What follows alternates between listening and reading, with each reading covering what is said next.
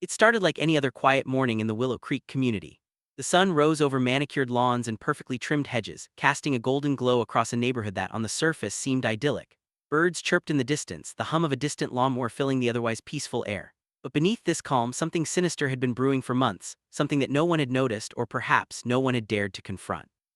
For the Henderson family, it began with a subtle unease. Sarah Henderson had always been proud of their home, the life she and her husband, Mark, had built here. Their children played freely in the cul-de-sac, neighbors waved as they walked to morning coffee, and the community's HOA, led by its long-standing president, Richard Bowman, maintained the neighborhood with an almost obsessive attention to detail. At least, that's what everyone thought. It was a casual conversation at a neighborhood barbecue that first planted the seed of suspicion. Sarah was chatting with a fellow neighbor, Lisa Thompson, when the topic of the HOA finances came up. Lisa, a sharp woman in her 40s, had been quietly watching the HOA's spending reports for years. "You know, something feels off about the budget this year," Lisa said quietly, her voice low so as not to draw attention from the other guests. Sarah frowned, trying to understand. "Off how? I thought Richard had everything under control."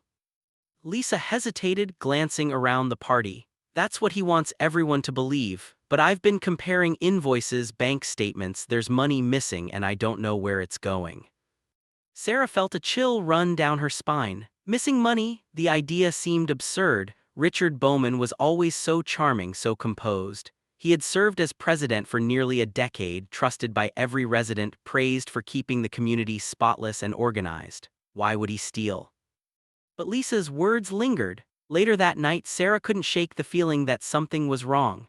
She found herself searching through old newsletters and public HOA statements online, trying to make sense of the numbers.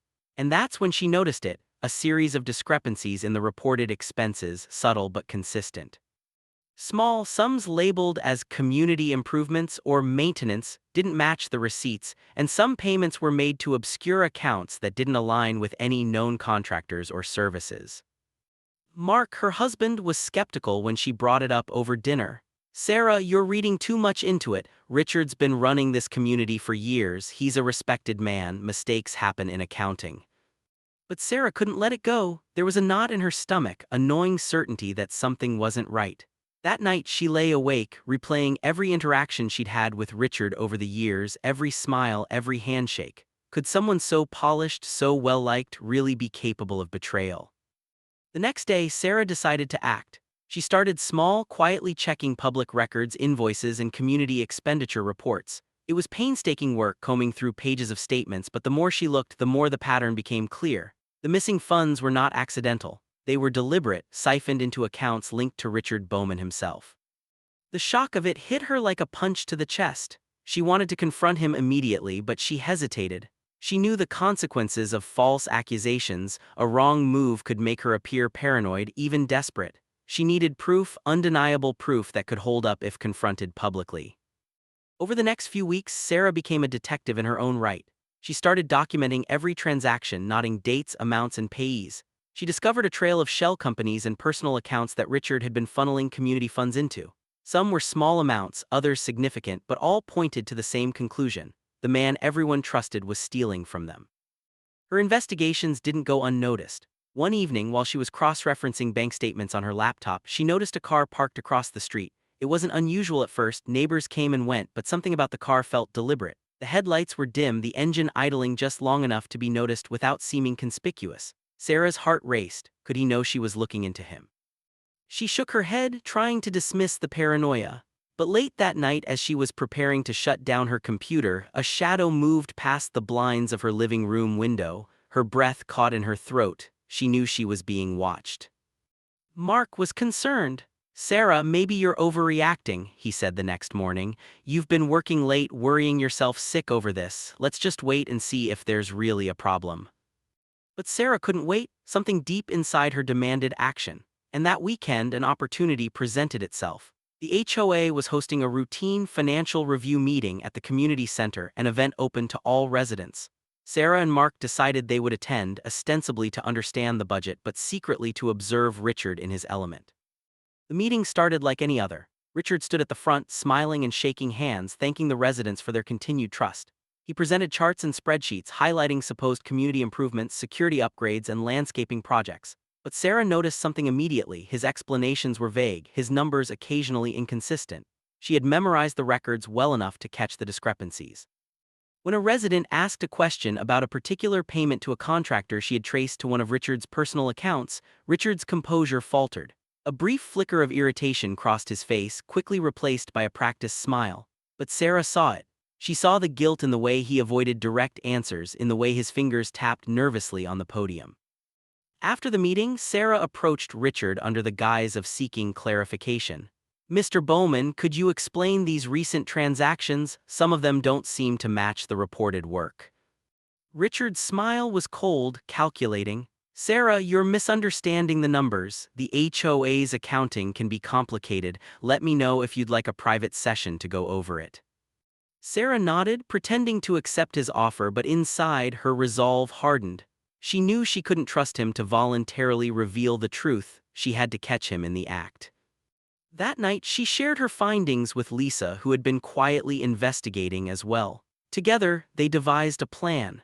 They would monitor Richard's actions, collect photographic and digital evidence, and document everything meticulously. This wasn't just about exposing a corrupt HOA president. It was about protecting their community, their home, and the families who trusted him. Over the next few weeks, their investigation intensified. They watched Richard during supposed community inspections, nodding when he claimed to order repairs but diverted the payments elsewhere. They tracked deliveries and service invoices, comparing them to the actual work completed. Slowly, the puzzle pieces came together, painting a picture far more damning than anyone could have imagined. Then came the breakthrough. One morning, a delivery truck arrived at Richard's private residence, a delivery that should have gone to the community center. Sarah and Lisa watched from a distance as Richard personally signed for packages containing expensive tools and landscaping equipment. The kicker: these items were listed in HOA records as community purchases. Every stolen dollar was tangible evidence now, sitting in plain sight at Richard's home. The adrenaline was overwhelming. They couldn't wait any longer. They knew the next steps had to be calculated, precise. Confrontation without proof would ruin them, but the evidence they were accumulating was finally undeniable. As they returned to their own homes, hearts pounding, Sarah whispered to Lisa, "We're going to expose him, but we have to be smart. One mistake and this could all backfire." And in that moment, as the sun dipped below the horizon, casting long shadows over the Willow Creek neighborhood, the Hendersons and Lisa knew their lives were about to change forever. The quiet community they had trusted was a facade, and the man they had respected was hiding a secret that could destroy everything. Somewhere in his large, meticulously maintained house, Richard Bowman smiled to himself, unaware that the walls of his carefully constructed world were beginning to crumble. And in that silent tension, the story of greed, deception, and betrayal was only just beginning. The morning after the delivery truck incident, Sarah woke with a pounding heart. Sleep had been a stranger for weeks, replaced by restless nights and the gnawing weight of secrets. She glanced at her phone and saw multiple messages from Lisa, each one more urgent than the last. Their quiet investigation was rapidly escalating, and the reality of what they were doing began to sink in. They weren't just uncovering discrepancies, they were unearthing a web of deceit that threatened the entire Willow Creek community. Over coffee, Sarah and Lisa laid out their next steps. "We need to be methodical," Sarah said, her voice steady despite the tension coiling in her stomach. "We can't just storm in and accuse him. Richard Bowman is smart. If he suspects anything, he'll cover his tracks faster than we can blink." Lisa nodded, her expression grim. "I agree, but we also need to accelerate. He's been skimming funds for years. Every day we wait is another day he steals from the community. We need hard evidence, something undeniable." They decided to begin surveillance in earnest. Cameras were set up discreetly around the community center, and they documented every visit Richard made to contractors, every interaction he had regarding funds. They also began tracing his personal accounts, working late into the night to connect the dots. It was exhausting, nerve-wracking work, but slowly the puzzle began to form. Every invoice that didn't match the reported work, every transfer to an account that led back to him, every package that should have been delivered to the community center but ended at his private residence, all of it painted a picture of betrayal so thorough it was almost cinematic in its audacity. Then came the call from Mark. His voice trembled when he spoke. "Sarah, you need to see this. It's worse than we thought." Sarah rushed over, her heart thudding. Mark handed her a folder filled with photographs and documents he had discreetly collected over the past week. The images were damning. Richard signing for deliveries that never reached the community, invoices in his handwriting that disguised personal purchases as HOA expenses, even video footage showing him directing a contractor to charge the community for materials used in his private landscaping project. Sarah felt a mixture of triumph and dread. Finally, they had proof. Yet the magnitude of Richard's betrayal weighed heavily. The man everyone had trusted, the man who had smiled and shaken hands at every HOA meeting, was nothing more than a thief meticulously plundering the very community he claimed to serve. But confronting him was another matter entirely. Sarah knew that Richard was cunning, manipulative, and socially polished. He wouldn't go down without a fight, and the thought of exposing him publicly brought a new anxiety. What if he retaliated? What if he tried to discredit them to destroy their credibility? They needed a strategy, and so the Hendersons and Lisa devised a plan to confront Richard without tipping their hand prematurely. First, they would schedule a private meeting, presenting themselves as concerned residents wanting clarification on the HOA's financial statements. Then, once Richard was cornered in his own rhetoric, they would systematically reveal the evidence they had collected. The day of the confrontation arrived and the tension was palpable. Sarah and Mark arrived at Richard's office at the community center, documents discreetly tucked under their arms. Richard greeted them with the usual charm, shaking hands and offering smiles that now seemed sinister in retrospect. "Sarah, Mark," he said, his tone smooth, "what brings you here today?" Sarah's voice remained calm, though her heart raced. "Mr. Bowman, we've been reviewing the HOA's recent financial statements and had some questions about several transactions. We were hoping you could clarify them for us."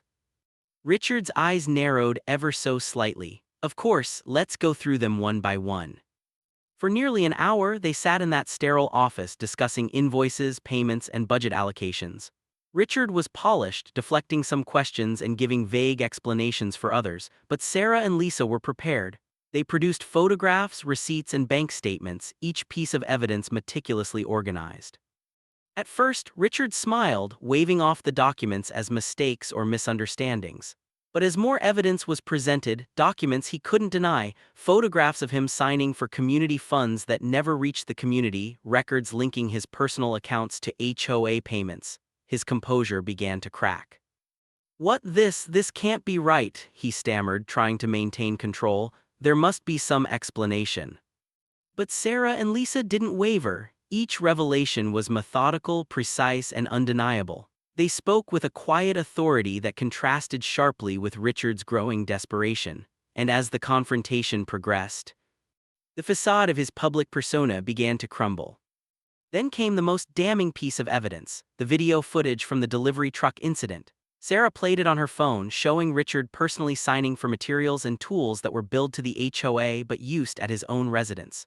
The room fell silent. Richard's face went pale, the first genuine emotion of the day, fear breaking through the practiced charm.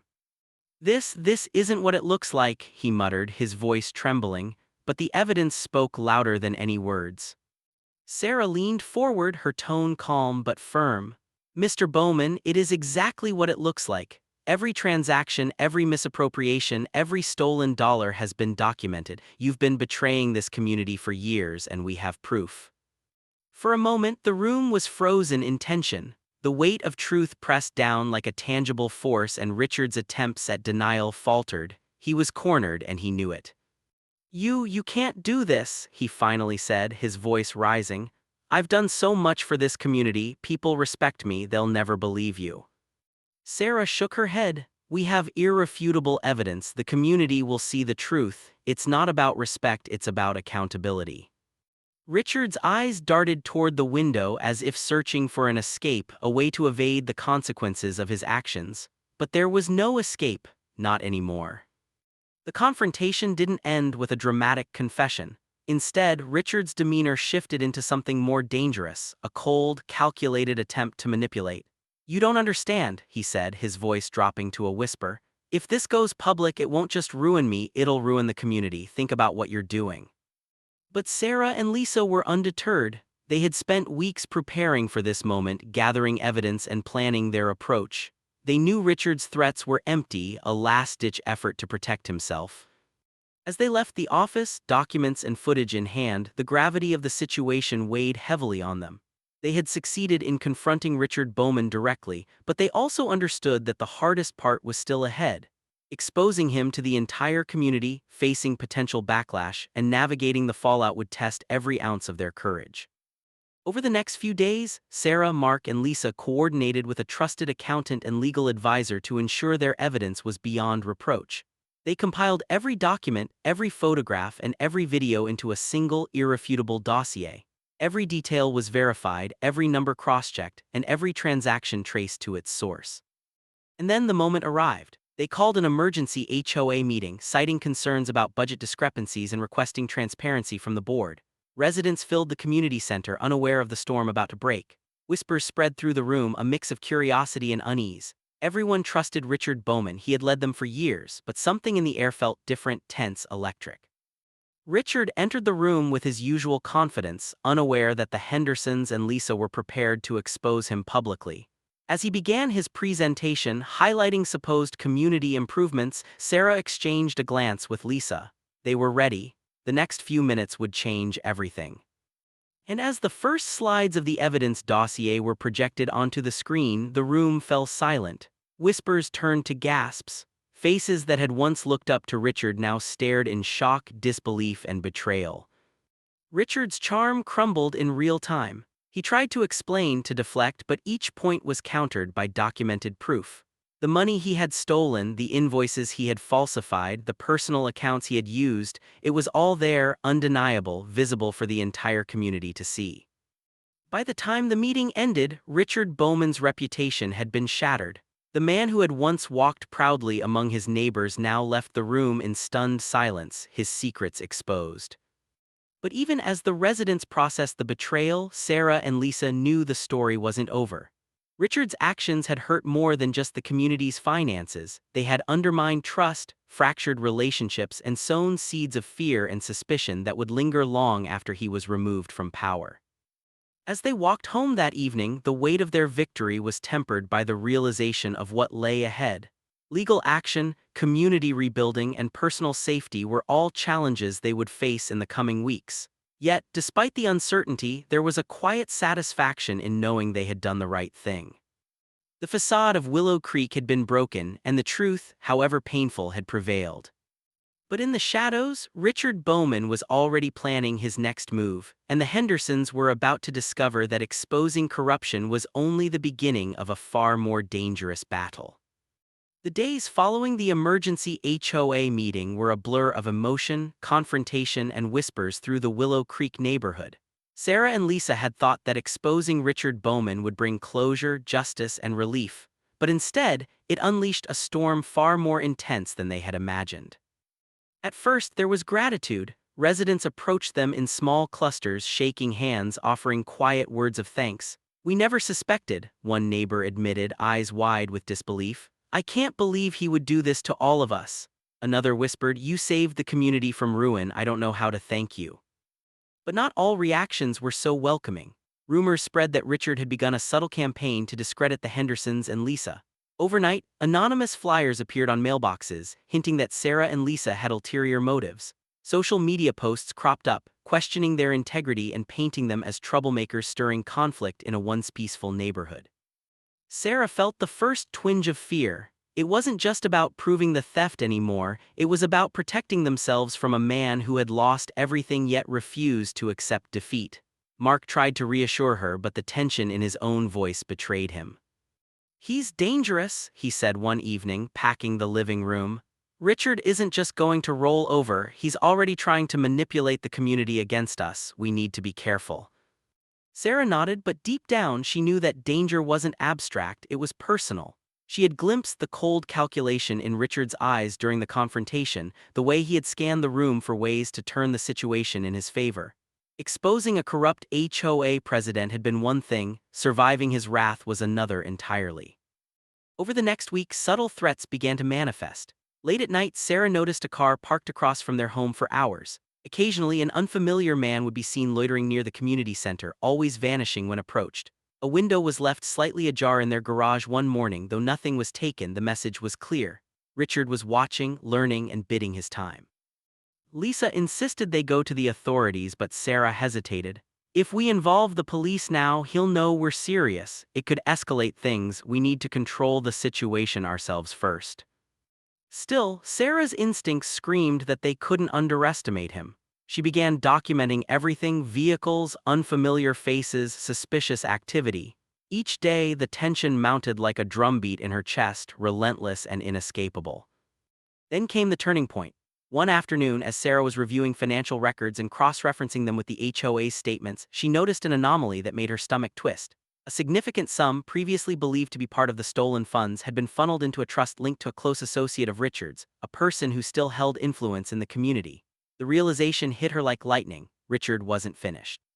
He was maneuvering behind the scenes, planning to reclaim the stolen money and perhaps take revenge on those who had exposed him. Fear mingled with determination. Sarah knew that ignoring this would be catastrophic. She called Lisa immediately, her voice urgent. "He's planning something. He's not done. We have to anticipate his next move before he escalates." Lisa's reply was steady, though concern laced her words. "Then we need to act, but carefully. Let's gather more evidence, document his movements, and involve the authorities before this spirals out of control." The following days were relentless. Surveillance increased. Phone calls, emails, and transactions were monitored. Sarah even began attending HOA meetings in disguise, observing Richard's associates, nodding conversations, and piecing together his web of influence. It became clear that he had allies, people willing to manipulate facts, spread lies, and create confusion to protect him. It wasn't long before the first major attempt at retaliation occurred. One morning, Sarah arrived home to find the tires of her car slashed. No note, no sign of intrusion, just a silent warning that the battle had become personal. Mark's anger was immediate. "This is too far. He's crossed a line. We can't wait any longer. Authorities now." The local police were skeptical at first. Richard Bowman was a respected member of the community after all, but Sarah presented them with her meticulous records: photographs, videos, financial documents, and accounts of the threats. The evidence was overwhelming. The police agreed to open a formal investigation, giving the Hendersons a measure of protection. Still, the stress of anticipation weighed heavily. Every knock on the door, every car parked nearby, every late-night sound triggered fear. Richard's presence loomed like a shadow over their lives, and the more Sarah and Lisa uncovered, the more they realized that the man they had exposed was not merely greedy. He was dangerously obsessed with regaining control. It was during one of these tense nights that the breakthrough came. Sarah noticed an envelope slipped under the door of her home. Inside were photographs, clear evidence that Richard had been secretly meeting with a contractor who had previously submitted falsified invoices. The images were timestamped, showing a transaction that directly contradicted the official HOA records. Richard was attempting to manipulate the system again, this time using intermediaries to cover his tracks. Sarah felt a mix of fear and resolve. This was proof that he was actively trying to recover what he had lost and potentially frame others in the process. They couldn't wait. Action had to be immediate. With Lisa's help, they compiled the new evidence and presented it to the authorities, demanding immediate intervention. The police were finally able to issue a formal order restricting Richard from accessing HOA records or contacting the community board. It was a small victory, but a critical one, enough to slow him down but not enough to stop him entirely. Richard, however, was undeterred. Word reached the Hendersons through whispers and overheard conversations that he was plotting to tarnish their reputations publicly. Anonymous letters and social media posts hinted that Sarah and Lisa were motivated by greed, not justice. For the first time, the Hendersons felt the sting of isolation. People who had once praised their courage now hesitated, unsure whom to believe. Amidst this chaos, Sarah received an unexpected visit from an elderly neighbor, Mrs. Whitaker, a woman who had lived in Willow Creek for decades. She spoke softly, her hands trembling. "I've seen what you've done," she said, voice quivering with emotion. "Richard, he's clever, manipulative. You must be careful, but I want you to know we're behind you." The words provided a brief, fragile comfort. They weren't alone. The community had been shaken but not entirely broken. There were still people willing to stand for truth, to resist deception, to fight against corruption.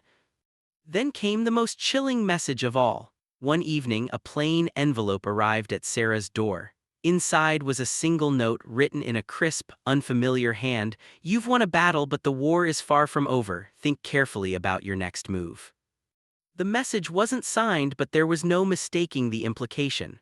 Richard Bowman was watching, planning, and waiting. The calm, methodical menace in that single line sent a shiver down Sarah's spine.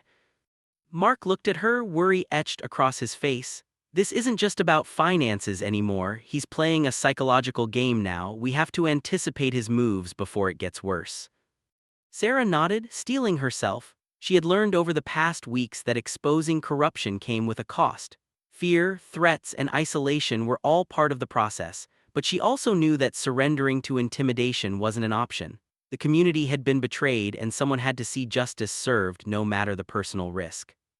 That night, Sarah lay awake, replaying the events in her mind, the confrontation at Richard's office, the emergency HOA meeting, the threats, the victories, and the setbacks. And in the quiet darkness, a new resolve took shape.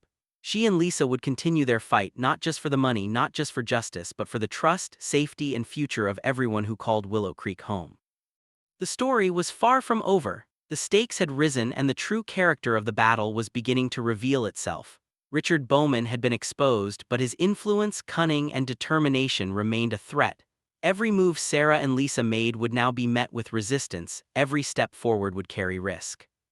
And yet, amid the fear and tension, there was hope, a fragile, unyielding hope that truth, persistence, and courage could prevail against deceit, manipulation, and betrayal.